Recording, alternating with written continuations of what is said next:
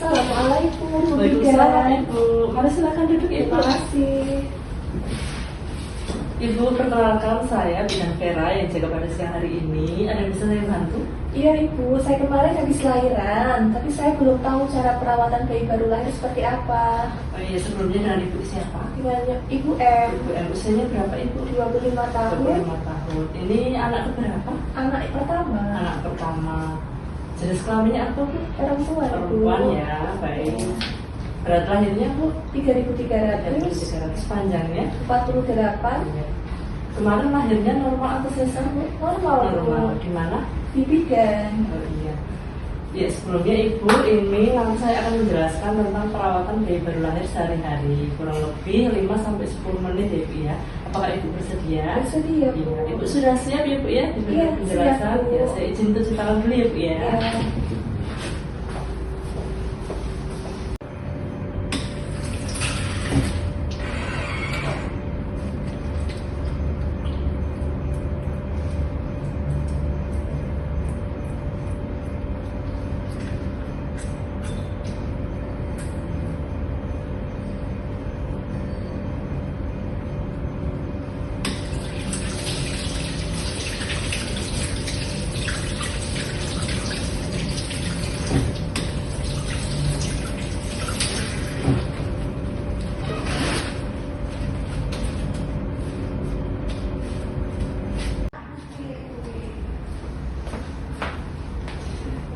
Baik Ibu, sebelumnya saya akan menjelaskan tujuan perawatan bayi baru lahir sehari-hari ya, Bu ya. Yang pertama itu untuk memenuhi kebutuhan dasar bayi baru lahir. Yang kedua untuk mencegah risiko infeksi, dan yang ketiga untuk mendeteksi dini kesehatan bayi baru lahir. Kemudian, apa saja perawatan bayi baru lahir itu, Ibu? Yang pertama adalah pemberian ASI eksklusif. Jadi dianjurkan dari bayi lahir usia 0 hari sampai 6 bulan hanya diberikan ASI saja, namanya ASI eksklusif, tanpa tambahan makanan apapun ya. Kemudian diberikan sesuai keinginan bayi, paling sedikit 8 kali sehari. Kemudian menyusui dianjurkan sesering mungkin untuk merangsang produksi ASI untuk mencukupi kebutuhan bayi, Bu. Terus kemudian apabila Ibu menemukan ASI yang berwarna kuning, itu keluarnya adalah beberapa hari setelah melahirkan, itu namanya kolostrum, Bu. Sangat penting untuk bayi karena mengandung zat yang bergizi dan untuk kekebalan tubuh bayi. Gitu ya, Bu ya. Kemudian yang kedua adalah untuk kebersihan dan kehangatan bayi. Yang pertama adalah kontak kulit ibu dengan bayi. Kemudian jaga agar ruangan bayi agar tetap hangat dan kering. Yang ketiga, bayi diberikan pakaian yang bersih ya, Bu ya. Hangat, kering. Kemudian apabila bayi buang air kecil atau buang air besar, segera ganti popok ya, Bu ya, agar tidak lembab. Kemudian untuk telapak kaki bayi jangan lupa diraba ya, Bu ya, agar tidak dingin. Semisal dingin nanti bisa dilakukan kontak kulit ibu ke bayi dan diberikan selimut. Dan jangan lupa untuk menjaga ruangan agar tetap hangat.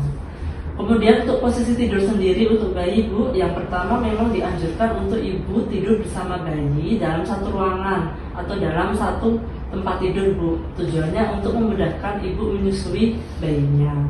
Yang kedua, sebaiknya bayi ditidurkan di bawah kelambu, Ibu, untuk menjaga biar tidak terkena gigitan nyamuk, apalagi di daerah yang rawan endemi malaria ya, Bu ya. Kemudian yang ketiga, posisi tidur yang baik untuk bayi sebaiknya miring ya, Bu ya, atau terlentang, dan tidak dianjurkan untuk tidur tengkurap supaya bayinya nafasnya tidak terhambat atau nafasnya lancar ya, Bu ya. Dan tidak dianjurkan tidur tengkurap tanpa pengawasan ibu secara hati-hati. Gitu ya, Bu ya. Baik Ibu, untuk perawatan bayi baru lahir sehari-hari selanjutnya adalah perawatan tali pusat ya, Bu ya. Diusahakan sebelum Ibu melakukan perawatan tali pusat pada bayi, cuci tangan dulu ya, Bu ya, dengan sabun dan air mengalir, kemudian dikeringkan tangannya. Kemudian tidak boleh membungkus tali pusat atau mengoleskan cairan atau bahan apapun ke tali pusat ya, Bu. Yang selanjutnya adalah jika ibu melipat popok, diusahakan di bawah tali pusat ya, Bu ya.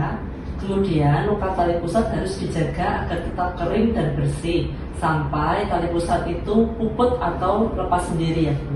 Kemudian selanjutnya jika tali pusat kotor, Ibu bisa untuk membersihkannya dengan air dekontaminasi tingkat tinggi atau DTT, yaitu air yang sudah mendidih atau dididihkan, kemudian didiamkan sampai air benar-benar hangat ya Bu ya. Kemudian bisa ditambahkan untuk air sabun untuk membersihkan tali pusat bayi. Jangan lupa setelah Ibu membersihkan, dilap atau dikeringkan secara hati-hati ya Bu ya dengan kain bersih. Selanjutnya untuk tanda-tanda infeksi, Ibu harus diperhatikan apabila ada tanda infeksi pada bayi, yaitu berupa kemerahan pada kulit sekitar tali pusat, kemudian tampak nanah atau berbau, dan jika Ibu mengetahui ada tanda infeksi pada bayi, segera periksa bayi ke fasilitas kesehatan terdekat ya Bu ya. Terus saya akan mengajari Ibu cara mengukur suhu tubuh bayi dengan menggunakan termometer. Yang pertama Ibu bisa menekan dulu tombol powernya, kemudian Ibu letakkan termometer di bawah lipatan ketiak bayi, kemudian setelah itu tunggu sampai tanda bip berbunyi dan Ibu baca hasil pengukuran suhu tubuhnya, gitu ya Bu. Kemudian saya akan menjelaskan tentang tanda bahaya yang harus diwaspadai pada bayi baru lahir. Yang pertama adalah jika bayi tidak mau minum atau memuntahkan semua makanan. Yang kedua jika bayi panas kemudian kejang. Kemudian jika bayi bergerak hanya jika dirangsang. Kemudian jika nafas bayi itu cepat, jadi dihitung dalam 1 menit itu lebih dari 60 kali per menit ya Bu, atau nafas bayi itu lambat, jadi dihitung dalam 1 menit itu kurang dari 30 kali per menit. Kemudian yang selanjutnya jika bayi itu ada tarikan dinding yang sangat dalam pada dada Ibu sehingga membuat cekungan pada dada, itu juga merupakan tanda bahaya ya Bu ya.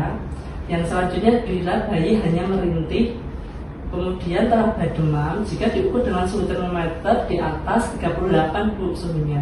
Kemudian jika bayi teraba dingin jika diukur suhunya kurang dari 36 derajat Celcius dan terdapat nanah di kedua mata ya Bu ya, dan apabila nanahnya juga banyak itu merupakan tanda bahaya.